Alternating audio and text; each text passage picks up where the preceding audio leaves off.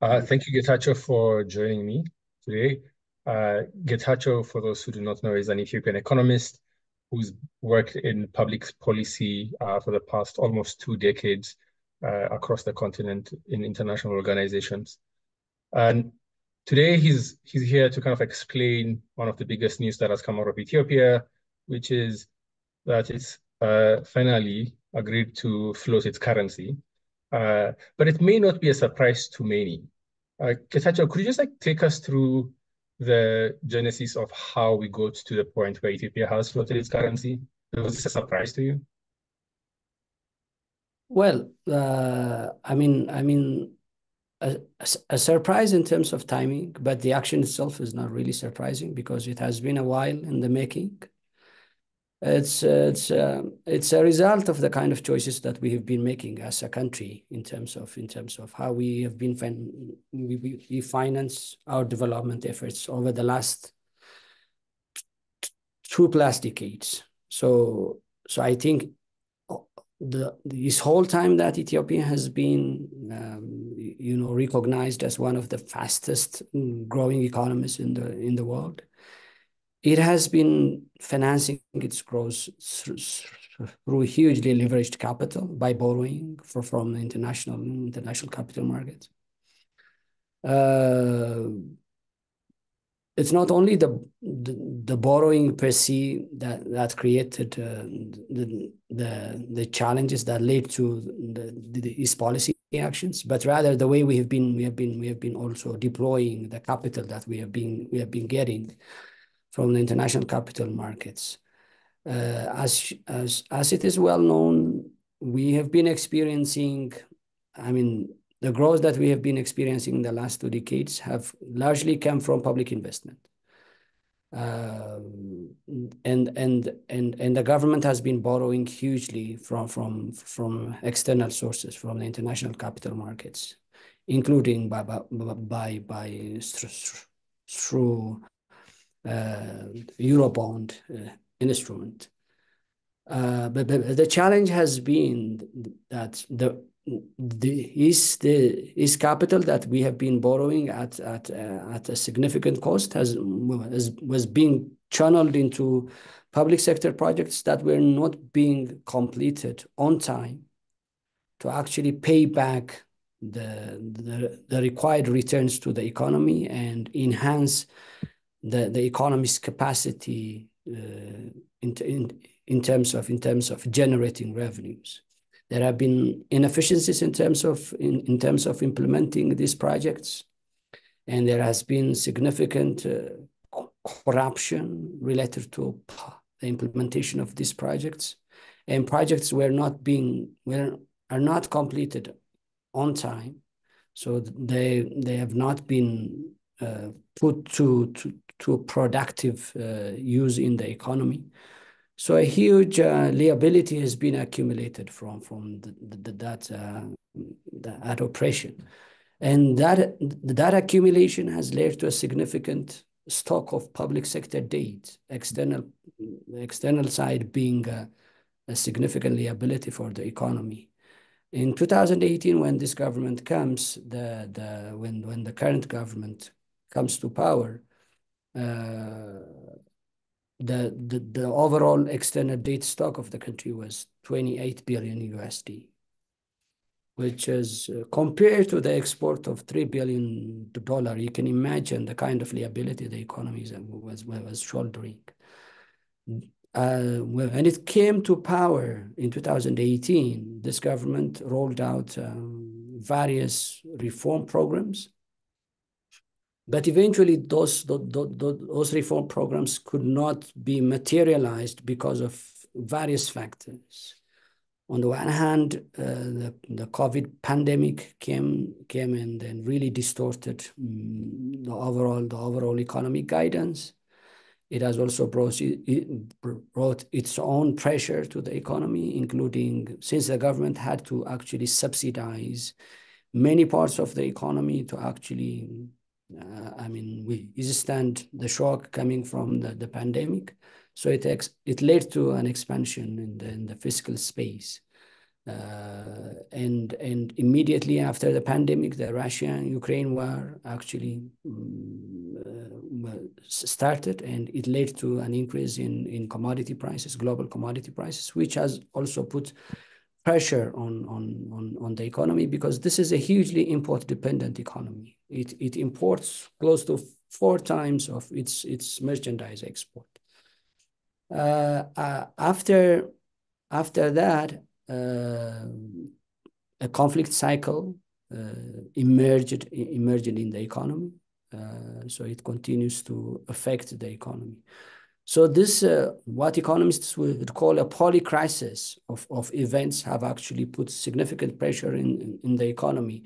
And that actually reduced the resources available even for repaying the external debts that the economy was shouldering.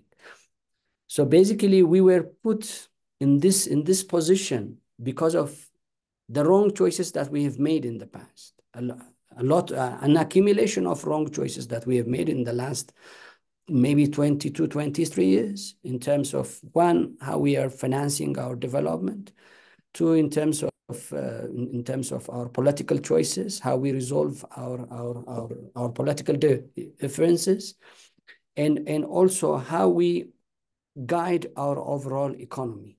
We remain to be an import-dependent economy. Little has been happening in the form of import substitution over the last 2 decades, because much of the guidance has always been export-oriented, but even that has not been succeeded, because the kind of subsidies and incentives we have been providing to that sector was not actually yielding so much in the form of really increase in volume as well as revenue of exports. So I believe it's an accumulation of these things that has put us in a position where we have limited choices, because all these things accumulated to a point where we see one, significant inflationary pressure in the economy; two, very wide budget deficits, where a large part of that is monetized and financed through direct advances from the central bank, which continues to feed into the inflationary cycle.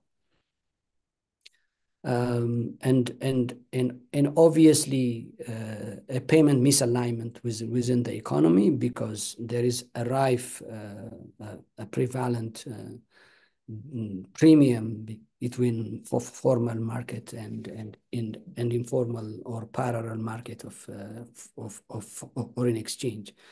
So really, we put ourselves into a position where we remain to have very limited choices. So I think it was just a matter of when is this going to be happening, and whether we are going to be doing from an advantageous position or not, I think. Yeah, it was not a question of if, but a question of when is the way I think a lot of people have seen it. But again, like some little data is that since 2021-22, the reserves have been less than the 1 month's worth of imports, and have continued to dwindle in 2022-23, which means that the government had no money, yet we have a 1 billion Eurobond repayment that's due end of 2024. And overall, I think the data from the IMF I found today was that the data servicing for 2024 to 25 was going to be 2.5 billion, which is money the government doesn't have. So it was pushed to the edge and had to do it. Yeah. And I think and this action wasn't just done in a vacuum, right? Because they have done a whole holistic financial reform, including introducing a monetary policy, an interest-based monetary policy going forward. How do you view Mamo's job in implementing that? What challenges exist in the Ethiopian context, given the things you're just mentioning on both the demand and supply side, the imbalance of import and export, on managing the Ethiopian economy using this international Western monetary policy method? Well, unfortunately, Mamo's job is not an easy job, and it's even tougher now because you have an economy that hosts significant informal sector. Even within what's recognized as a formal sector, there is a considerable amount of informality involved in the way things are done. And for the sort of modern monetary policy instruments like interest-based monetary instruments to really be effective, you need to have the infrastructure and the right responsive players, economic players within the economy. And much of your economic activities need to actually be in the formal sector so that they would be responding to the kind of policy actions that you'd be taking. And pretty much, you need to also have sufficient leverage in the kind of instruments that you are implementing. So to start with, when we are talking about an economy, the significant mass of the economy, the population is not yet banked. So the financial sector is not really inclusive. So I mean, formal monetary, interest-based monetary instruments might not be effective because of the limits in the reach of the financial sector.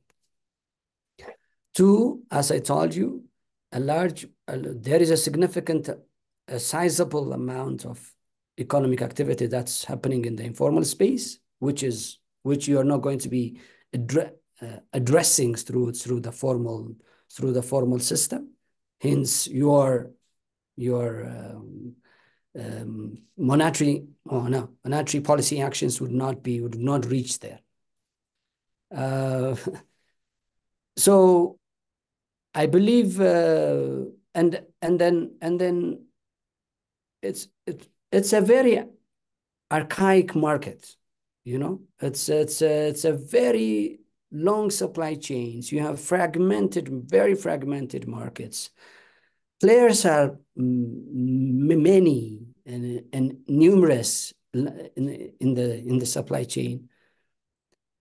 So it's very difficult in such an environment. It's very difficult for your modern monetary instruments to really bring the kind of results that Mahmoud would like to see. But obviously, his actions are better than doing nothing. Because obviously, even the previous methodologies, the previous instruments were not yielding so much in the form of really stabilizing the macroeconomy. Well, the challenges I see beyond this is, you know, even within the formal sector. For example, currently a significant amount of money is sitting or revolving outside of the banking system. So how much of a leverage do you actually have, even within your band of monetary instruments? Because a large mass is actually sitting outside of your banking system, which means you don't have a leverage on it. So yes, interest-based monetary policy is a modern monetary policy instrument. It's obvious that this economy needs to graduate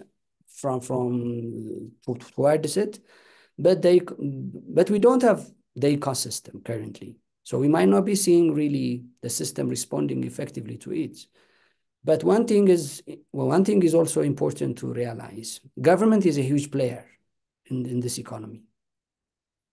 In this economy. So if Mamo could actually be able to at least impact the public sector in the way he would like to see, I think that would bring significant change in the economy. Because, I mean, if you consider investment, the public sector is a significant investor in the economy. Consumption, close to 80% of the consumption in the economy is made by the public sector.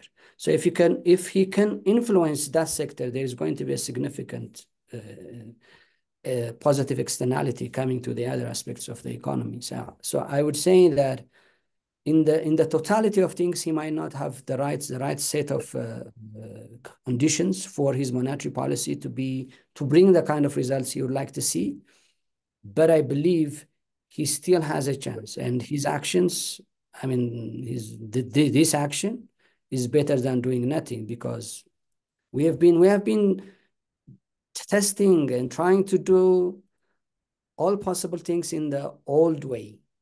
And then nothing was coming out of that. So I believe, at least from the point of avoiding what is often called insanity, that is attempting, trying to do something and different, expecting a different result.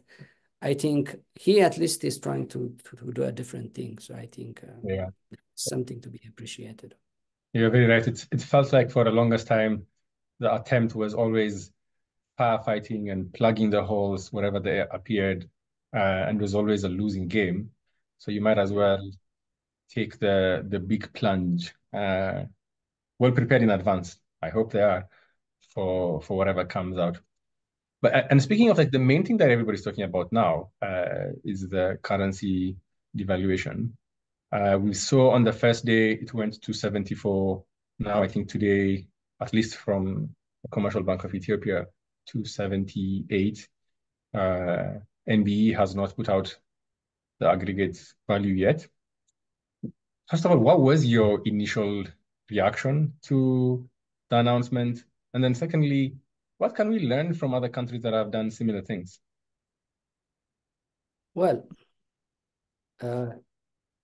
I would have to be honest with you. I was a bit shocked because of the timing of the action, because, I mean, as I told you, this was long expected, but the times where we are now, it's the economy is really it's faced with multiple challenges coming from multiple directions. And this is a government, as you rightly put, this is a government that does not have really the resources to kind of really absorb the risks within the economy. So my guess was they would take a very cautious measure in terms of their negotiation, but they seem to have opted for the most radical measure, which seems to come from the perspective that it's better to swallow the bitter pill now than wait and accumulate the costs, which seems to be, for me at least, a sort of. I think they have done the diagnosis right. Mm. It's all about timing. But yeah, in terms of how the markets have reacted to the thing, I think it has long been said that, I mean, the international financial institutions have long been saying that Ethiopian birr is overvalued to a magnitude of 25 to 30%. So it seems that the market has already cleared that by the policy actions. But I don't think this is what we are currently seeing as the market clearing rates for Ethiopian birr, because I mean the rights magnitude of aggregate demand and supply for foreign exchange is not yet explained. I believe it would take time for the right demand to actually express itself in the market. So I believe we'll be seeing the market clearing rate maybe in the next couple of weeks and months.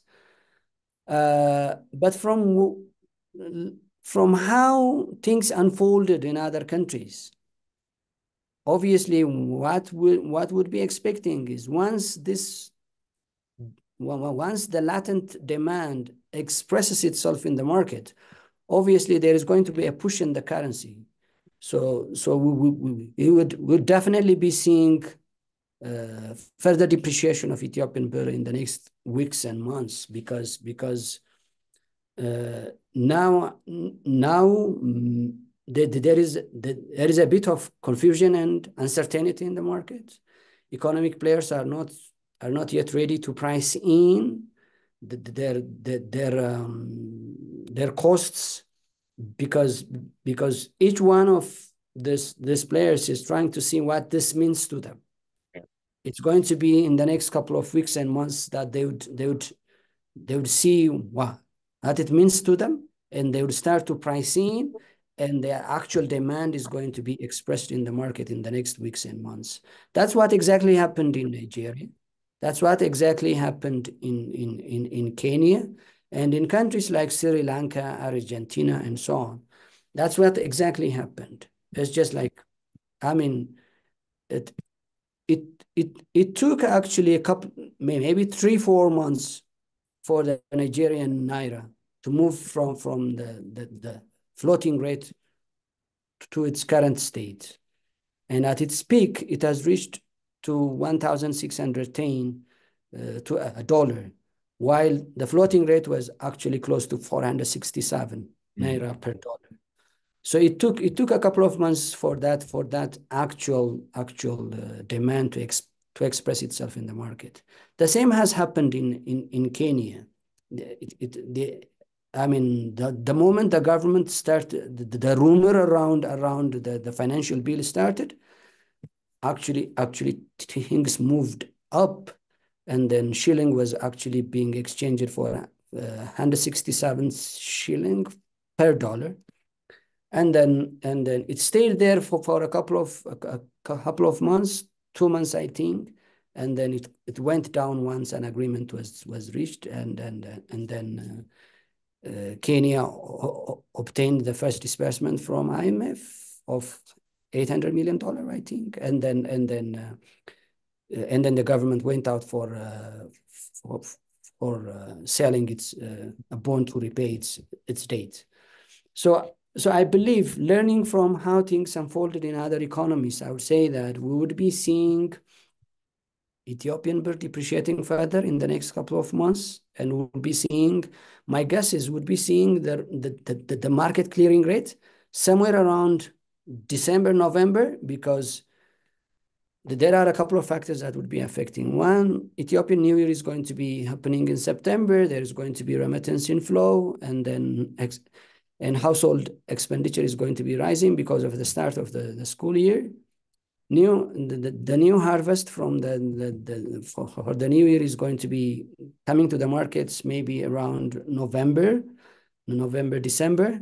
So that would have an impact in terms of market price of agricultural commodities, which play a significant role in the export sector of the economy. So I believe we will be seeing the real market clearing rates around January.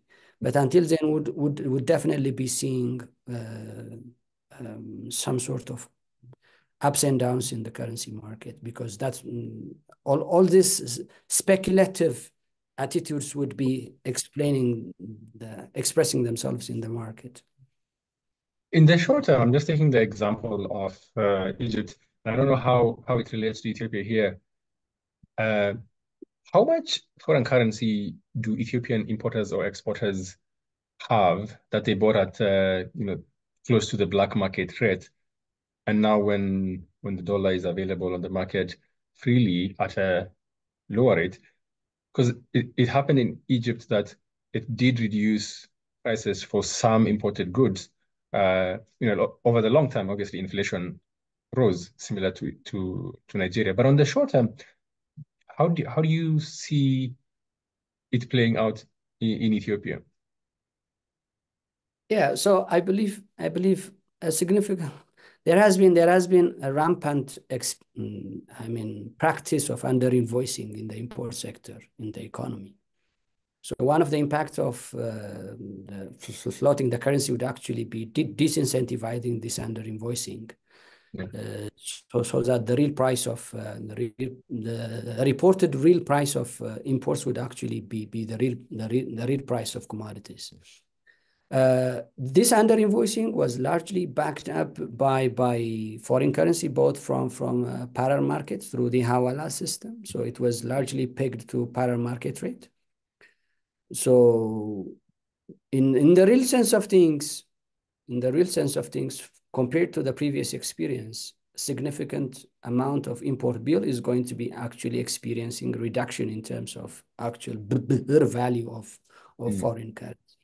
So whether that would be translating into real prices in the market is something that would be seen, because it depends on other factors too, because now we are seeing one of the actions of this reform is going to be increasing taxation.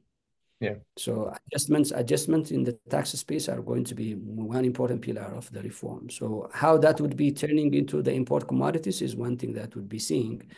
If the adjustment in taxing export is going to be higher than the marginal reduction coming from the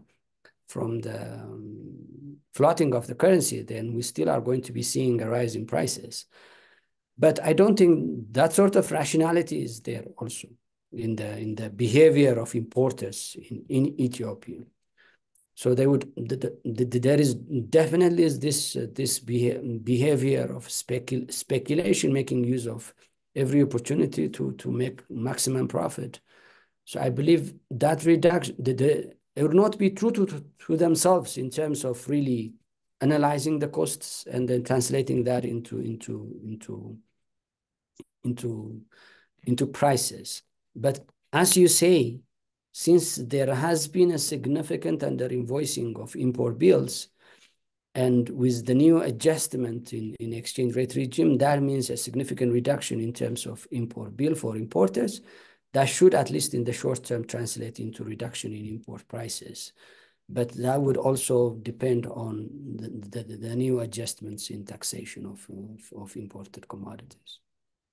I mean, and speaking of the new taxation, there are several objectives that the new facility comes with, and the first one is obviously the foreign exchange flotation, and then second one is increased domestic revenue generation, which is more or less saying we need to increase taxes. And some of the things that I saw, and you mentioned like September is when we have New Year, so we have more expenses, but they have additional excise stamp on beer and tobacco will be introduced. Fuel will start increasing by 5% per month. Real estate property tax, they expect it to generate 0.1% of GDP by next year. So there's a lot of taxes that are going to be introduced into the country, and this is expected whenever you have an IMF facility coming in. Given the context of Kenya, which we've seen recently with the Finance Bill 2024 that led to the protests, and I've also noticed that there's a provision within the IMF document that they would be ready to kind of recalibrate if it leads to social unrest. What are your thoughts about where this would go in terms of like the inflation and the cost of living in Ethiopia over, say past the new year into the next year? Well, we find ourselves in a place where we'd have a choice either to beat inflation or to be taxed higher. Because, I mean, we have a government that does not have the resources to actually meet all these needs. And now, one of the requirements for an IMF facility, as you said, is you need to actually enhance your domestic resource mobilization, which is effectively means you need to raise more taxes from your economy. And that implies that, obviously, if government is to generate more resources, it needs to tax more, or it needs to tax economic activities that were not being taxed previously. So if we are talking about the Ethiopian economy, then an economic activity that's not so much taxed is agriculture. So we might see introduction of agriculture taxes, which is going to translate into a rise in prices of, because if you are going to be taxing agriculture, then obviously it would have implications on in terms of your export competitiveness, because much of your agriculture products, I mean, much of your exports are coming from agriculture. And also that would also translate into food prices. Okay, and then the other option is, okay, government is going to be financing itself through monetization of its deficit, which has always been inflationary. And then particularly this new IMF facility would like to see the into monetization of government deficit. So that means by accepting the IMF support, IMF program, government has already made a commitment to tax more and to introduce new economic activities into the tax regime. So that means obviously Ethiopians should be ready to be taxed more, and then that would mean a reduction in purchasing power and disposable income for households. So it's a tough choice. It's a tough choice that where we are in, we've put ourselves in a very difficult position. So it's not going to be easy for households. It's either way, whether government opts for a more monetization of its deficits, that's going to have a cyclic impact on inflation. On the other hand, if the attempt of the government to tax more from economic activities is going to also actually come back in different ways in the form of rising prices in the market. So either way, what I would see is going to be tough for households, particularly tough for fixed incomers, and even more for the lower ranks of the income ladder. It's going to be tough. Well, the program explicitly says that the government is going to be at least providing some support for the poor. But obviously, IMF has made it clear that this is not going to be a continuous thing. It's going to be temporary. Temporary until the market at least finds some level of equilibrium in general. But that doesn't mean that that equilibrium doesn't mean that the state of the poor is going to be any better than where it is now. So I would say that everyone has to this is going to be a time where everyone has to be ready to kind of really leave the outcomes of our wrong choices. We have been making wrong political and economic choices in the last 2 decades. And we are put where we are because of those choices. Well, the choices have been made by governments, but governments have actually been elected by the people. So I believe we are going to, this is a time of austerity. I don't know whether the government is actually acting that way or not, because from how I see, at least the expenditure side of government needs to discipline itself, because I'm not seeing that's pattern of austerity in the way government is investing its resources. But I believe even at individual and household level, this is going to be a time of haircut. It's not going to be enjoyable. Yes, on that unfortunate point, but a very realistic point, we'll end it there. Thank you very much, Getachew. Really appreciate it. All right. Thank you.